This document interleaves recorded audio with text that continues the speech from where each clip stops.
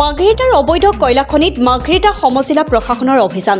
মাৰ্ঘেৰিটাৰ নামদাং স্থিত অবৈধ কয়লা খনিত মাৰ্ঘেৰিটা সমজিলা প্ৰশাসনে আৰক্ষী প্ৰশাসন আৰু উত্তৰ পূব কয়লা ক্ষেত্ৰ মাৰ্ঘেৰিটাৰ বৃহৎ অভিযান।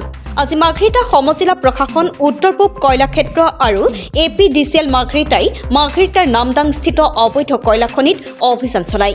উক্ত অভিযানত কয়লা খননত ব্যৱহৃত এখন এস্কেভেটৰ সহ 3জন শ্ৰমিকক আটক কৰে। আনহাতে নামদাং কলিয়ৰী চলাই থকা 13টাকৈ অবৈধ ৰেল হল মাইনিং সিল কৰি দিয়ে। বৰ্তমানলৈকে মাৰ্ঘেৰিটা সমজিলা প্ৰশাসনে অভিযান অব্যাহত ৰাখিছে। মাৰ্ঘেৰিটাৰ পৰা মৃদু বৰুৱা ৰিপৰ্ট লাইভ অসম। আমাৰ মাৰ্ঘেৰিটা চিভিল এডমিনিষ্ট্ৰেশ্যনৰ লগত পুলিচ প্ৰশাসন আৰু কোল ইণ্ডিয়া আৰু APDCLৰ সহযোগত আমি ইয়াত ইলিগেল ৰেড হল মাইনিঙৰ এটা খবৰ পাইছিলোঁ, যিটো কাৰণে আজি এই অপাৰেশ্যনটো চলোৱা গৈছে। ইয়াত আমি অপাৰেশ্যনৰ সময়ত টোটেল 13টা ৰেড হল মাইনিং ইলিগেলি যিটো অপাৰেট হৈ আছিলে সেইকেইটা আমি কমপ্লিটলি বন্ধ কৰি দিলোঁ। আৰু লগতে মাইনিং কৰি থকা সময়ত যি 3জন আমি শ্ৰমিকক পালোঁ, যি গাঁতৰ ভিতৰত সোমাই তেওঁলোকে কাম কৰি আছিলে। চ' তেওঁলোক ওলাই আহিলে, তেওঁলোকক বৰ্তমান আৰক্ষীয়ে তেওঁলোকক ডিটেইন কৰি ৰাখিছে।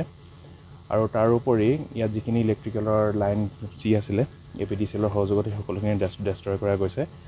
আৰু এটা পাৰ্টিকুলাৰ এটা ঘৰ এটা যিটো একচুৱেলি কোল ইণ্ডিয়াৰ এটা এবাণ্ডেণ্ট অফিচ আছিলে এটা সময়ত।